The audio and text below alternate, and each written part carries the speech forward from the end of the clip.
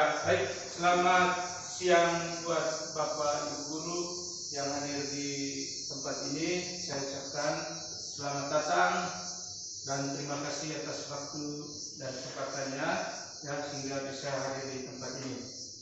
Bagi siswa-siswi ya, selamat siang semuanya. Siang, Pak. Ya, baik. Di sini sebentar ya, saya akan mempresentasikan berkaitan dengan tugas saya, yaitu RTL, rencana tindak lanjut, dengan tema dengan rencana program sekolah gaya hidup berkelanjutan. Jadi temanya di sini adalah tentang pengolahan kertas bekas dan plastik untuk modifikasi peluru dalam proses pembelajaran PJOK, yaitu berkaitan dengan materi atletik. Ya. Kita lihat yang pertama berkaitan dengan latar belakang. Ya. Jadi latar belakang dalam program ini adalah program berfokus pada peningkatan partisipasi aktif peserta didik ya, dalam proses pembelajaran ya, pendidikan jasmani, olahraga dan kesehatan, atau disebut dengan PJOK. Jadi khususnya pada materi tolak peluru dengan memanfaatkan bahan daur ulang. Jadi program ini bertujuan untuk mendorong ya, kreativitas dan kesadaran ya, lingkungan di kalangan siswa ya. Jadi menggunakan bahan daur ulang ini tidak hanya membantu mengurangi limbah, tetapi juga ya, menantang siswa untuk berpikir inovatif dan menciptakan alat pembelajaran yang efektif. Ya, selain itu, ya, program ini juga bertujuan untuk memberikan siswa rasa kepemilikan atas proses belajar mereka dengan memberikan mereka kesempatan untuk memilih dan mengekspresikan ide-ide mereka. Dengan demikian diharapkan bahwa pendekatan ini meningkatkan motivasi dan keterlibatan siswa dalam pembelajaran PJOK serta membangun keterampilan kolaboratif ya, dan pemecahan masalah. Jadi ini adalah latar belakang dari kegiatan yang sedang saya laksanakan, yaitu berkaitan dengan tugas RTL, rencana tindak lanjut ya, dalam kegiatan IKG, pengembangan kompetisi guru. Jadi ini latar belakang yang saya ambil ya, berkaitan dengan modifikasi sebuah peluru ya, dari bahan bekas, yaitu kertas dan plastik, di mana itu yang sering dibuang di kompleks kita. Ini adalah sebagian dari aset ya. Aset itu dimanfaatkan di dalamnya itu ada ya, ada peserta didik, termasuk juga ada bapak dan ibu guru. Terus yang berikut suara pilihan ya, kepemilikan murid dan karakteristik sekolah. Ya, dari suara kepemilikan murid dan karakteristik sekolah ini, ya, di sini saya bagi ada 3. Jadi yang pertama, ya, jadi program ini dimulai ya, dengan diskusi bersama siswa. Ya, dalam hal ini siapa saja menjadi tanggung jawab siswa terhadap program ini. Jadi keterlibatan peserta didik menjadi penting ya, karena ini berkaitan dengan kegiatan KBS ya, komunitas belajar sekolah ya, sehingga nanti ini berkaitan dengan pola hidup berkelanjutan ya. Jadi terus ini juga bagian dari untuk mendaur ulang ya, sampah kertas dan plastik menjadi sebuah peralatan ya, yang disebut dengan peluru ya. Jadi dia dimodifikasi, kemudian peserta didik ini diberi tanggung jawab terhadap program ini ya. Jadi nanti peserta didik akan melaksanakan atau melakukan program ini, yaitu mengumpulkan kertas bekas yang ada di kompleks sekolah dengan plastik jajan yang sering kalian makan ya, kemudian nanti itu yang kita akan laksanakan nanti. Kemudian yang kedua, di sini di SMP 4 Gorong ini juga memiliki lapangan olahraga ya, perlengkapan sarana-prasarana olahraga lain seperti bola voli, bola kaki, bola basket, matras. Jadi ini yang bisa digunakan oleh peserta didik sebagai media ya, permainan di sekolah. Kemudian yang ketiga yaitu ya, mendaur ulang sampah adalah salah satu bagian dari gaya hidup berkelanjutan, yaitu dari program P5 di sekolah, di mana sampah kertas dan plastik semakin menumpuk di lingkungan sekolah. Jadi ini adalah berdasarkan suara pilihan kepemilikan murid dan karakteristik sekolah. Jadi ini yang sering saya lihat selama ini yang ada di lingkungan kita.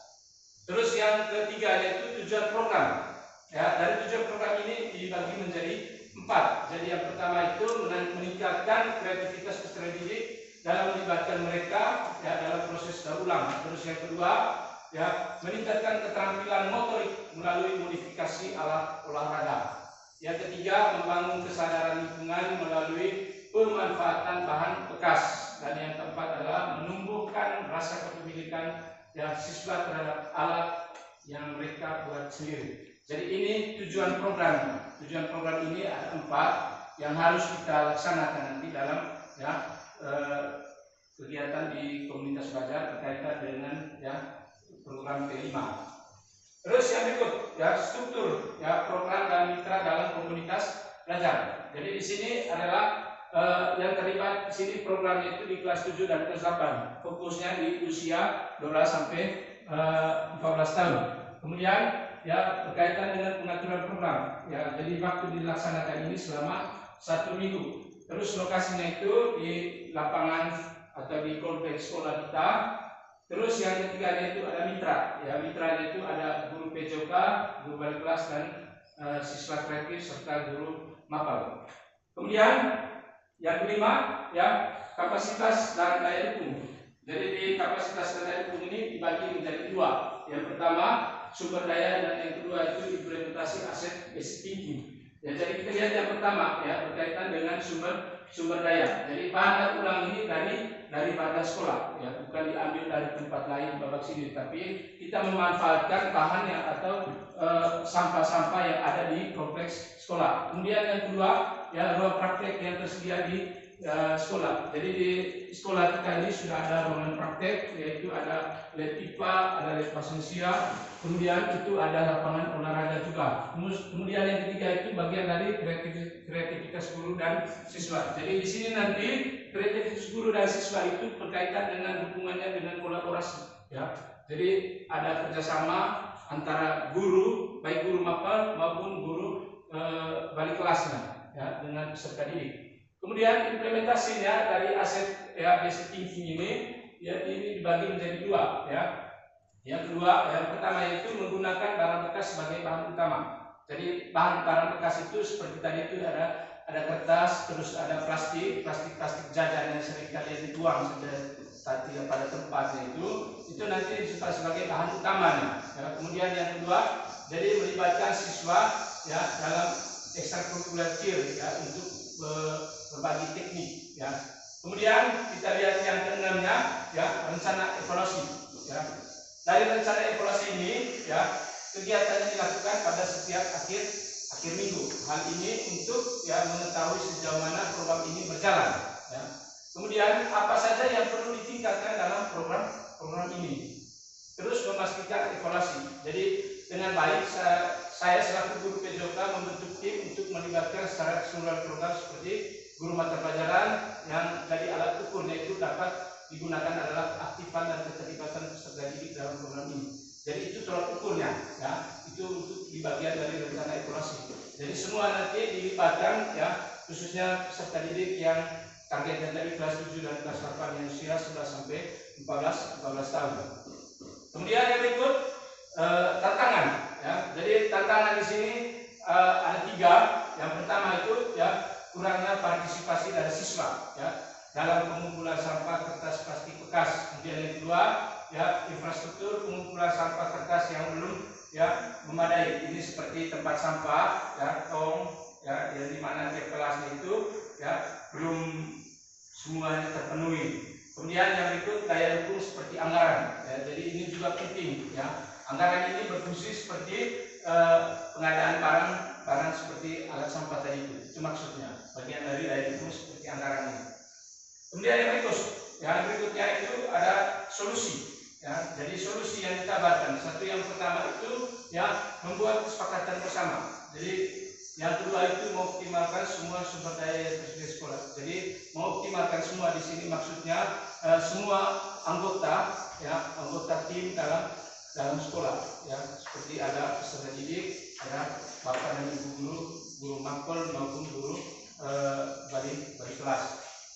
Kemudian membuat jadwal secara rutin, dan yang keempat mengalokasikan anggaran yang bersumber dari dana bos. Jadi ini solusi yang ditawarkan.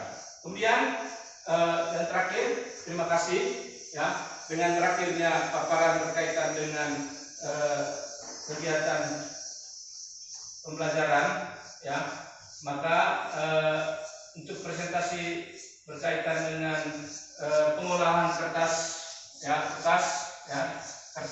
plastik untuk modifikasi guru ini dari gaya hidup berkelanjutan, salah satu rencana program sekolah. Sekian dari saya.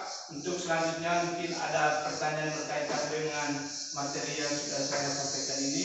Saya berikan kesempatan bagi peserta didik maupun dari Bapak Ibu guru yang hadir di tempat ini. Pada Bapak Ibu guru dan peserta didik, silakan bertanya.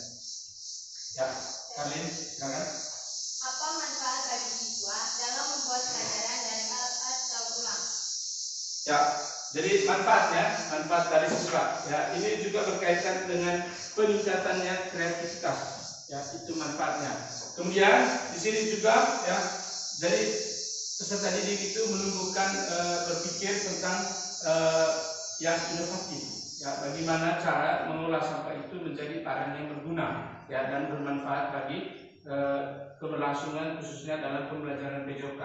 Terus yang ketiganya itu memberikan rasa kepemilikan. Jadi kepemilikan ini maksudnya peserta didik itu wajib menjaga lingkungannya agar tetap bersih dari kotoran seperti sampah plastik, sampah kertas yang kalian sudah buang tidak pada tempatnya.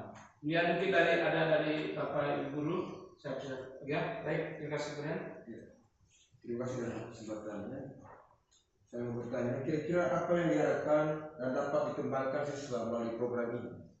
Jadi yang diharapkan dari program ini yaitu keterampilan kolaborasi. Jadi kolaborasi itu penting khususnya dalam pelajaran, khususnya dalam program P5. Karena kolaborasi, dengan adanya kolaborasi sehingga semua apa yang dimiliki dari Bapak Ibu guru maupun dari peserta didik itu digabungkan menjadi satu. Kemudian yang kedua itu berkaitan dengan pemecahan masalah. Jadi bagaimana mengatasi masalah yang terjadi. Seperti ketika kita melihat di lingkungan sekolah kita ini siswa-siswi tidak tertib membuang sampah di sembarang tempat. Kemudian yang berikutnya adanya keterampilan kreativitas. Jadi di sini juga memunculkan kreativitas yang dimiliki oleh siswa. Sehingga dengan adanya kolaboratif dan kreativitas ini semuanya dapat menjadi suatu hal yang positif bagi keberlangsungan khususnya dalam KBS kita komunitas belajar siswa. Kemudian yang berikut bagian dari kesadaran lingkungan. Jadi itu keterampilan berkaitan dengan kesadaran lingkungan. Bagaimana peserta didik maupun Bapak Ibu guru menjaga lingkungan kita di sini agar tetap bersih, agar tetap terjaga sehingga limbah-limbah atau sampah plastik maupun kertas yang dibuat pada tempatnya itu dapat dimanfaatkan sebagai bahan olahan sehingga bisa menjadikan sebuah alat seperti tolak peluru bisa berguna bagi pembelajaran kita khususnya dalam materi tolak peluru. Oke, baik, terima kasih atas pertanyaan dari Farian dan siswa atas nama Karlin.